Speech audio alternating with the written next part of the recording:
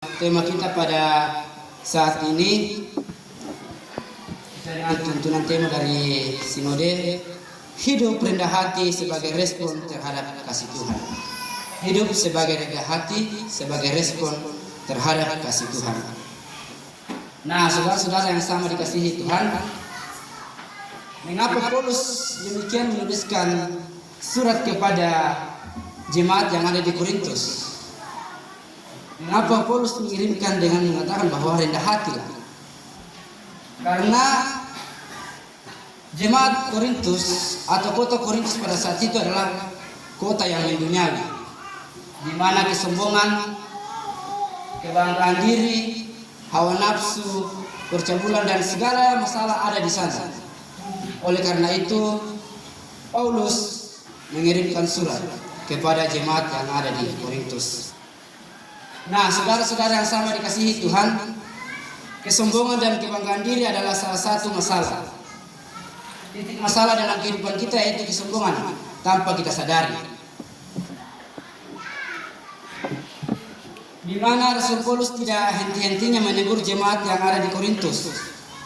Ia mengatakan bahwa menganggap diri paling penting dalam pelayanan itu sama halnya membuat masalah dalam diri, di mana banyak di luar sana orang melayani ketika ada sesuatu yang ingin dia harapkan, di mana ia mengasihi seseorang, di mana ia merendahkan dirinya ketika ada maunya atau ada timbal baliknya.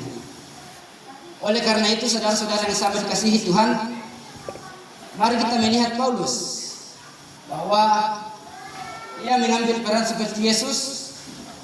Ia merendahkan dirinya, bahkan ia hina seperti sampah-sampah yang ada atau kotoran-kotoran.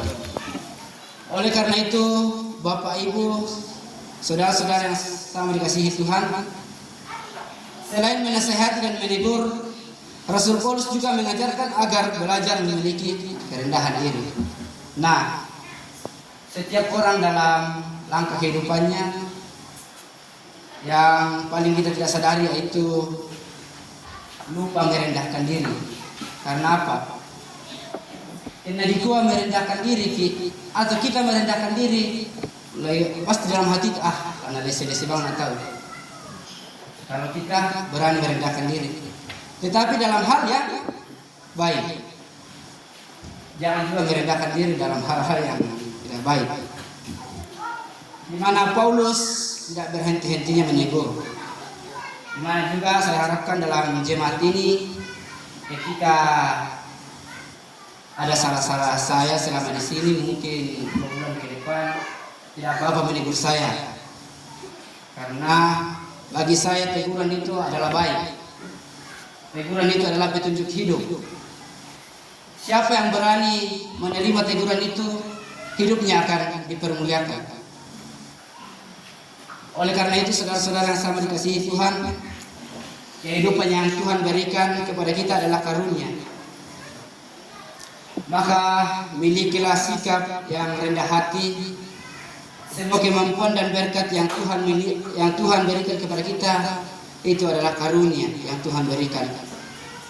Oleh karena itu, ketika kita memiliki karunia berkat dalam hidup kita, marilah kita saling berbagi. Marilah kita saling mensupport satu sama yang lain atau saling mendukung. Jangan ketika ada talenta atau karunia yang orang lain miliki, kita berusaha menjatuhkan, berusaha dilawan selatan, membuat gua namalah menderita. Tapi marilah kita melihat saudara-saudara kita atau orang-orang tua bagaimana kita saling mengangkat siangkaran kita. Pertama lang kumbungan na pangmatua lante kumbungan garonggung berapa buat tamala siangkaran. Nah, bagaimana kita mengangkat penderitaan orang lain, jangan kita senang ketika orang lain menderita. Oleh karena itu, mungkin banyak karunia yang kita pendam tanpa kita sadari. Berbicara itu adalah karunia. Tapi gunakanlah karunia itu untuk memuji dan memuliakan Tuhan. Ada yang pintar main musik, ada yang pintar main gitar, kalau bisa hari Minggu tidak usah lagi pakai sound system. Bisa kalau ada pemuda atau bapak ibu yang pintar main gitar, kita main gitar lagi. Oleh karena itu kehidupan ini adalah pertempuran yang Paulus ajarkan.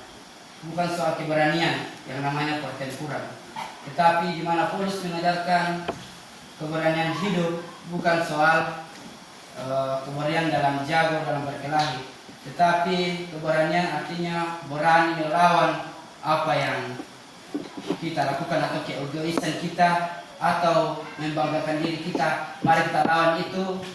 Mari kita bersahabat dengan merendahkan hati, merendahkan diri. Itu yang Tuhan ajarkan.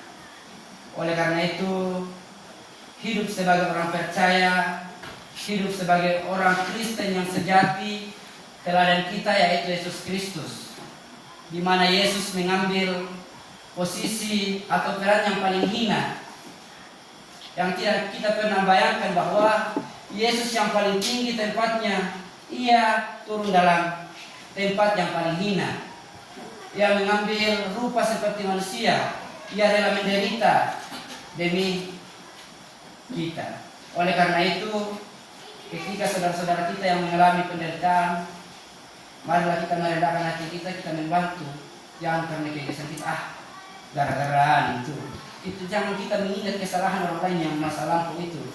Tetapi ingatlah yang Tuhan berikan. Ingatlah yang Tuhan juga katakan kepada kita, yaitu yang saya katakan kepada pemuda tadi malam, yaitu perintah baru, yaitu saling mengasihi. Saudara-saudara yang sama dikasihi Tuhan, memiliki sikap rendah hati berarti mau meninggalkan kesombongan, mau meninggalkan segala keegoisan, mau meninggalkan membanggakan diri, mau meninggalkan tinggi hati. Hanya dengan kerendahan hati kita dapat meneladani Kristus sang guru sejati. Amin.